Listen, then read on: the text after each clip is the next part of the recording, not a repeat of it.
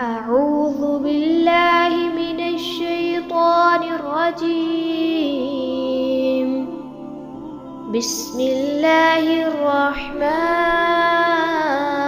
الرحيم. ألم تر كيف فعل ربك بأصحاب الفيل؟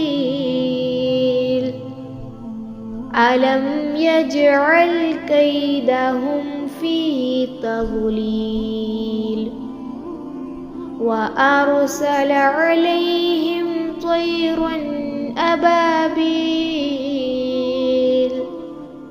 ترميهم بحجارة من سجيل فجعلهم كعصف مأكول.